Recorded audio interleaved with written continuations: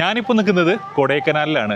കൊടൈക്കനാലിൽ നിന്നും പളനിയിലേക്കുള്ള ബസ് യാത്രയുടെ കാഴ്ചകളാണ് ഇന്നത്തെ വീഡിയോയിൽ നിങ്ങൾ കാണാനായിട്ട് പോകുന്നത്. കൊടൈക്കനാലിൽ നിന്നും പളനിയിലേക്കുള്ള റൂട്ടിൻ്റെ കാര്യം ഞാൻ പറയാതെ തന്നെ നിങ്ങൾക്ക് എല്ലാവർക്കും അറിയാവുന്നതായിരിക്കും. വളരെ ഡേഞ്ചറസ് ആയിട്ടുള്ളൊരു റൂട്ടാണത്. പല സ്ഥലങ്ങളിലും ഒരു ബസ്സിന് കഷ്ടി കടന്നു പോകാനുള്ള വീതിയാണ് ആ റോഡിനുള്ളത്. അതേപോലെ തന്നെ പോകുന്ന വഴിയുടെ ഭൂരിഭാഗവും വൺ സൈഡ് കൊക്കയാണ്. ഏത് നിമിഷവും എന്തും സംഭവിക്കാവുന്ന രീതിയിലുള്ള വളരെ ഡേഞ്ചറസ് ആയ ഒരു റോഡാണിത്. അതേപോലെ തന്നെ വന്യമൃഗങ്ങളുടെ സാന്നിധ്യമൊക്കെ മിക്ക സമയങ്ങളിലും ആ റോഡിൽ ഉണ്ടാകാറുണ്ട്. ഇപ്പോൾ സമയം വൈകുന്നേരം 4 മണിയായിട്ടുണ്ട്. 5 മണിക്ക് ഇവിടെ നിന്നൊരു ബസ് ഉണ്ട്. ആ ബസ്സിന് പളനിയിലേക്ക് പോകാമെന്നാണ് ഞാൻ വിചാരിക്കുന്നത്. അപ്പോൾ ഗൈസ്, ഞാൻ ഒരുപാട് സംസാരിച്ച് സമയം കളയുന്നില്ല, നമുക്ക് നമ്മുടെ വീഡിയോയിലേക്ക് കിടക്കാം. ഞാൻ ഇന്ന് രാവിലെയാണ് മൂന്നാറിൽ നിന്ന് കൊടൈക്കനാലിലേക്ക് വന്നത്. ഒരു ബസ് വീഡിയോ എടുക്കുന്നതിന് വേണ്ടിയിട്ട് വന്നതാണ്. ആ വീഡിയോ നിങ്ങൾ എല്ലാവരും കണ്ടിട്ടുണ്ടാവുമെന്ന് വിചാരിക്കുന്നു. എൻ്റെ പുറകിൽ നിങ്ങൾ കാണുന്നത് കൊടൈക്കനാലിൽ ലേക്കാണ് കേട്ടോ. ഞാനിപ്പോൾ ബസ് സ്റ്റാൻഡിലേക്ക് നടന്നു പോയിക്കൊണ്ടിരിക്കുകയാണ്. ലേക്കിൻ്റെ അവിടെ നിന്ന് ഒരു കിലോമീറ്ററോളം ദൂരമുണ്ട് ബസ് സ്റ്റാൻഡിലേക്ക്. ബസ് ഓൺ ടൈമിൽ ഉണ്ടാവുമോ എന്നുള്ള കാര്യം എനിക്കറിയാമില്ല. എന്തായാലും നമുക്ക് പോയി നോക്കാം. ഇനി പളനിയിലേക്ക് 1-2 ബസ് എങ്കിലും ഉള്ളൂ.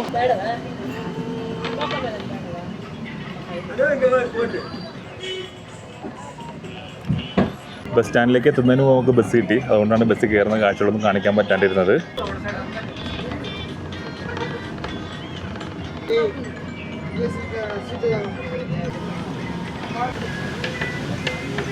കൊടൈക്കനാലിന്റെ ഹൃദയഭാഗങ്ങളിലൂടെയാണ് കേട്ടോ നമ്മളിപ്പോൾ കടന്നു പോയിക്കൊണ്ടിരിക്കുന്നത്. ഒരാൾക്ക് 60 രൂപയാണ് കൊടൈക്കനാലിൽ നിന്ന് പളനി വരെയുള്ള ബസ് ചാർജ് വരുന്നത്. ഏകദേശം 65 കിലോമീറ്റർ ദൂരമുണ്ട് ഇവിടെ നിന്ന് പളനി വരെ. നമ്മളൊരു 2.5-3 മണിക്കൂർ സമയം കൊണ്ട് പളനിയിലേക്ക് എത്തിച്ചേരുമെന്നാണ് വിചാരിക്കുന്നത്. ഇപ്പോൾ സമയം 4:15 ഈ ബസ് ശരിക്കും 4 മണിക്കാണ് കൊടൈക്കനാൽ ബസ് സ്റ്റാൻഡിൽ നിന്ന് പുറപ്പെടേണ്ടത്. 10 മിനിറ്റോളം വൈകി ഇന്ന് പുറപ്പെട്ടത് കൊണ്ടാണ് നമുക്ക് ഈ ബസ് കിട്ടിയത്. എപ്പോഴും നല്ല തിരക്കുള്ള ഒരു ബസ് റൂട്ടാണ് കേട്ടോ പളനിയിൽ നിന്ന് കൊടൈക്കനാലിലേക്കുള്ള ബസ് റൂട്ട്. അതുകൊണ്ട് തന്നെ ഈ റൂട്ടിലെ സീറ്റുകൾ നമുക്ക് മുൻകൂട്ടി ബുക്ക് ചെയ്യാനായിട്ട് കഴിയും. ബസ് സ്റ്റാൻഡിൽ അതിനുള്ള കൗണ്ടറൊക്കെ ഉണ്ട്. മുൻകൂട്ടി ബുക്ക് ചെയ്തില്ലെങ്കിൽ നമുക്ക് സീറ്റ് കിട്ടാനുള്ള സാധ്യത വളരെ കുറവാണ്. ചെറിയ രീതിയിൽ മഴ പെയ്യുന്നത് കൊണ്ട് തന്നെ നല്ല തണുപ്പുള്ള കാലാവസ്ഥയാണ് കൊടൈക്കനാലിൽ നിന്നുള്ളത്. അന്തരീക്ഷമൊക്കെ കാണാനായിട്ട് ഒരു പ്രത്യേക ഫീലാണ്. നിങ്ങളെല്ലാവരും തന്നെ കൊടൈക്കനാലിൽ ഇതിനു മുമ്പ് വന്നിട്ടുണ്ടാകും. വരാത്തവർക്ക് വേണ്ടി ഒന്നുകൂടി പറയാം, തമിഴ്നാട്ടിലെ ഏറ്റവും പ്രധാനപ്പെട്ട ഹിൽ സ്റ്റേഷനുകളിൽ ഒന്നാണ് കൊടൈക്കനാല്. ആയിരക്കണക്കിന് വിനോദസഞ്ചാരികളാണ് ദിവസവും ഇവിടേക്ക് എത്തിച്ചേരുന്നത്. ഇവിടെ വന്ന് നമുക്ക് ഒരുപാട് മനോഹരമായ കാഴ്ചകൾ കാണാനായിട്ടുണ്ട്. കൂടുതൽ കാഴ്ചകളും പ്രകൃതിയോട് ചേർന്ന് നിൽക്കുന്ന കാഴ്ചകളാണ് ഗുണ കേവ്.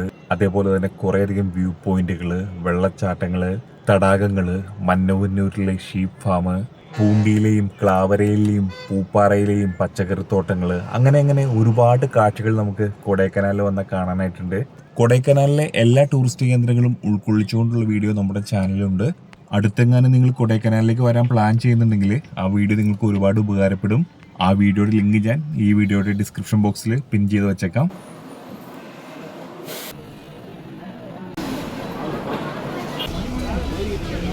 നമ്മുടെ ബസ് ഇപ്പോൾ ചോക്ലേറ്റും ഫ്രൂട്ട്സ് ഒക്കെ കിട്ടുന്ന ഒരു ഷോപ്പിന് ഫ്രണ്ടിൽ നിർത്തിയേക്കാണ് കേട്ടോ.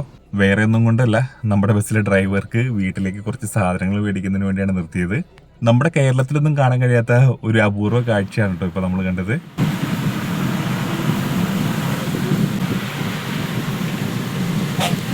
ബസ് ഇപ്പോൾ കൊടൈക്കനാലിലെ പ്രധാനപ്പെട്ട വാട്ടർഫാൾസുകളിൽ ഒന്നായ സിൽവർ കാസ്കേഡ് വാട്ടർഫാൾസിലേക്ക് എത്തിയിരിക്കുകയാണ്.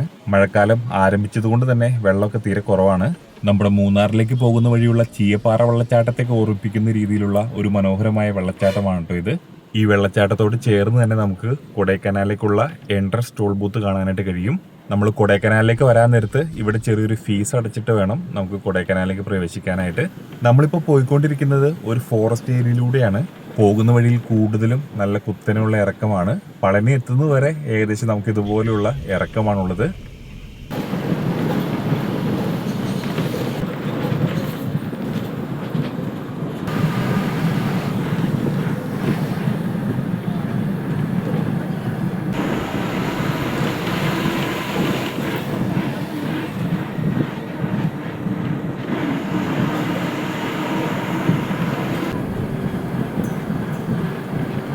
ബസ് ഇപ്പോൾ പളനിപ്പിരിവ് എന്ന സ്ഥലത്തേക്ക് എത്തിയിരിക്കുകയാണ് കേട്ടോ.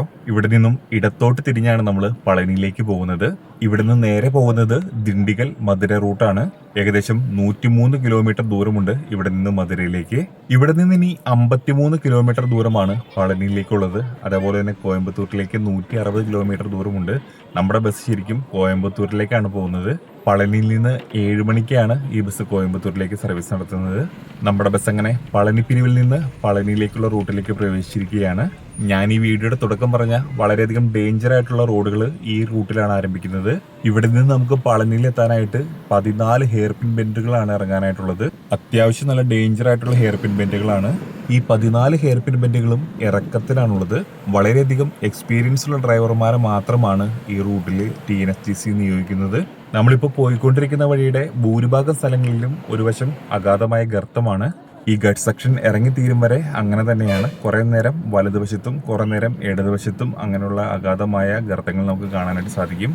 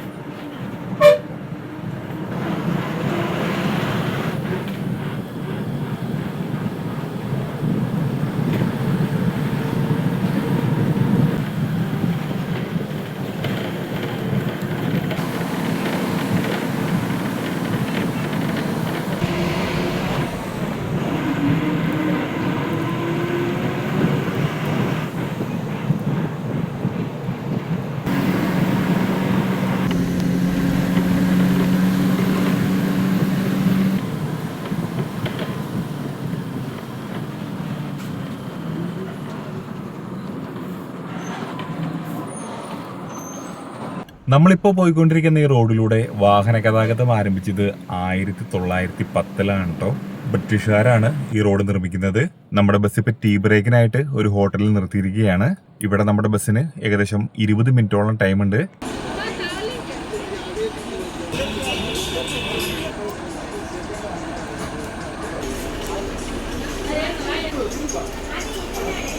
ഞാനിവിടെ നിന്ന് ഒരു ഉള്ളിവടയും കാപ്പിയാണ് കേട്ടോ കുടിച്ചത്. വൈകുന്നേര സമയം ആയതുകൊണ്ടാണെന്ന് തോന്നുന്നു, വേറെ ഭക്ഷണമൊന്നും ഇവിടെ ഉണ്ടായിരുന്നില്ല. സമയം ഇപ്പോൾ 5:30 ആയിട്ടുണ്ട് കേട്ടോ. ചായ കുടിയൊക്കെ കഴിഞ്ഞു. ഇവിടെ ഒരു 15 മിനിറ്റിന്റെ ബ്രേക്ക് ടൈം ഉണ്ട്.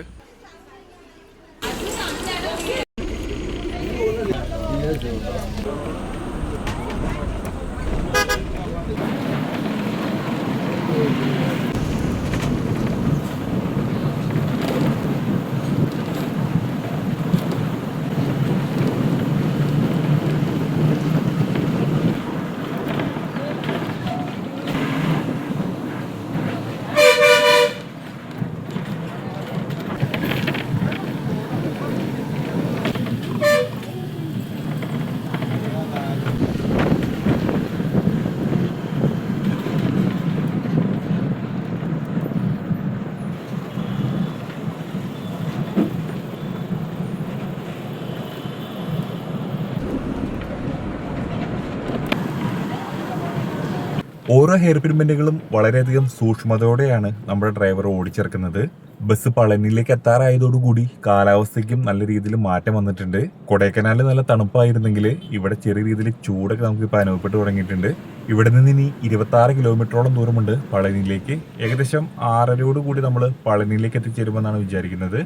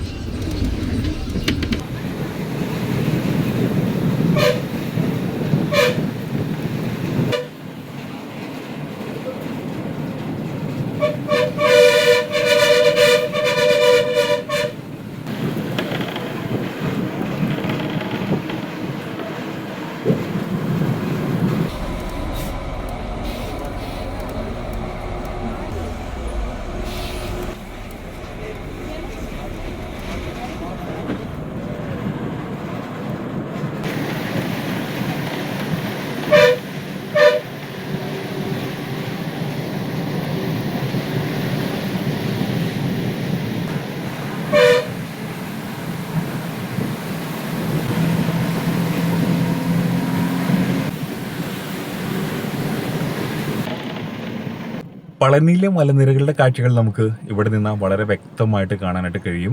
പളനി ക്ഷേത്രത്തിന്റെ ഒരു ദൂരദൃശ്യവും നമുക്ക് ഇവിടെ നിന്ന് കാണാം. അങ്ങ് താഴെ താഴ്വാരത്ത് ഒരു തടാകം പോലെ കാണുന്നത് ഒരു ഡാമാണ്. ആ ഡാമിന്റെ പേര് പാലാർ ഡാം എന്നാണ്. കൊടൈക്കനാലിൽ നിന്ന് പളനിയിലേക്ക് പോകുന്ന റൂട്ടിലുള്ള ഏറ്റവും മനോഹരമായ കാഴ്ചകളിലൊന്നാണ് ഈ ജലാശയത്തിന്റെ കാഴ്ച. താഴോട്ട് ഇറങ്ങുന്തോറും കൂടുതൽ വ്യക്തമായും ഭംഗിയായി നമുക്ക് റിസർവോയറിന്റെ കാഴ്ചകൾ കാണാനായിട്ട് കഴിയും.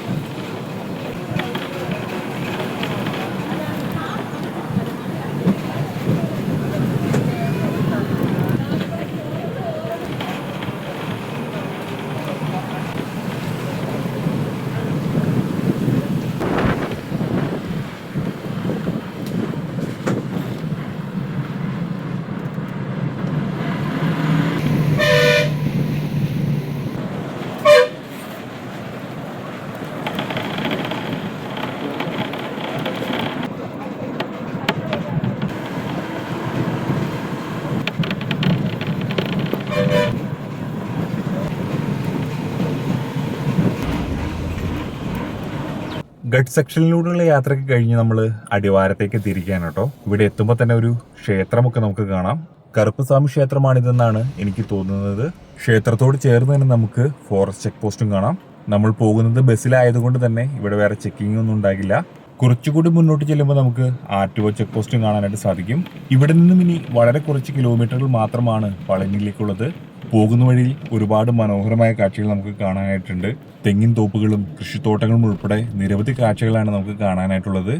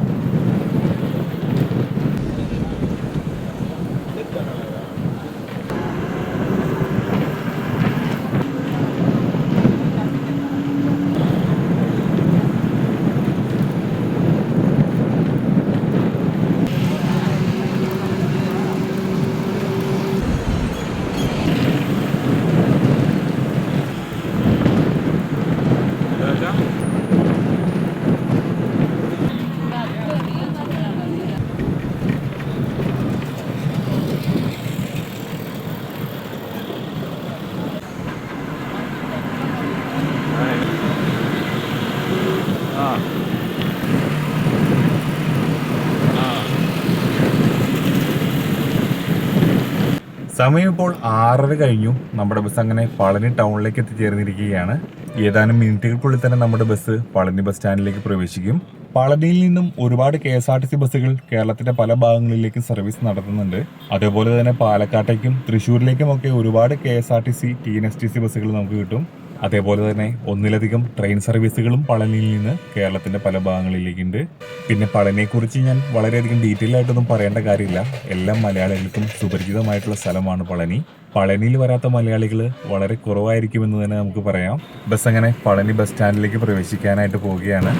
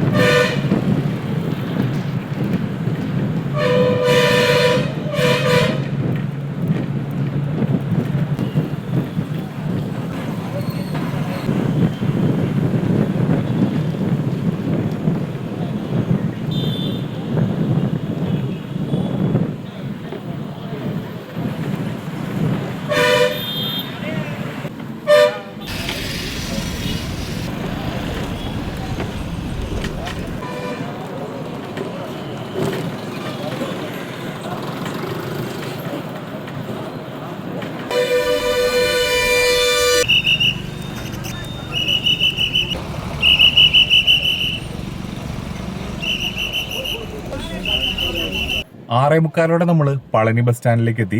ബസ് സ്റ്റാൻഡിൽ നിന്ന് ഒരു 1/2 കിലോമീറ്ററോളം ദൂരം നടന്നു കഴിഞ്ഞാൽ നമുക്ക് പളനിമലയുടെ അടിവാരത്തെത്താനായിട്ട് കഴിയും. ഇവിടെ നിന്നാൽ തന്നെ നമുക്ക് പളനി അമ്പലം കാണാം. ഇവിടെ എത്തിയപ്പോഴേക്കും അത്യാവശ്യം നല്ല വിശപ്പുണ്ടായിരുന്നു കേട്ടോ. ബസ് സ്റ്റാൻഡിനോട് ചേർന്നുള്ള ശരവണ ഭവൻ ഹോട്ടലിൽ കയറി ഒരു മസാല ദോശ ഞാൻ അങ്ങോട്ട് കഴിച്ചു. പളനി വരുമ്പോൾ ഒക്കെ ഈ ഹോട്ടലിൽ നിന്നാണ് ഞാൻ ഭക്ഷണം കഴിക്കാറുള്ളത്. എപ്പോഴത്തെയും പോലെ തന്നെ നല്ല സ്വാദിഷ്ടമായ ഭക്ഷണമായിരുന്നു.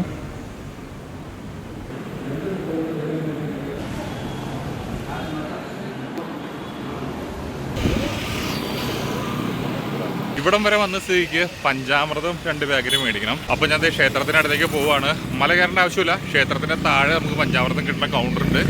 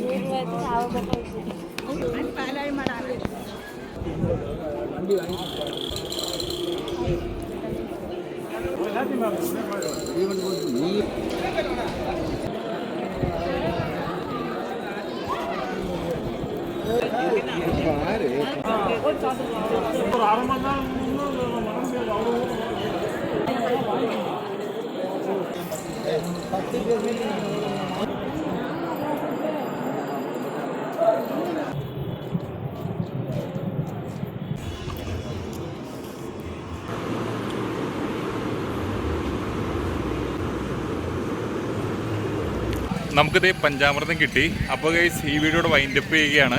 മറ്റൊരു യാത്രയുടെ കാഴ്ചകളുമായി നമുക്ക് വീണ്ടും കാണാം. അതുവരെ signing out from trippy Machan.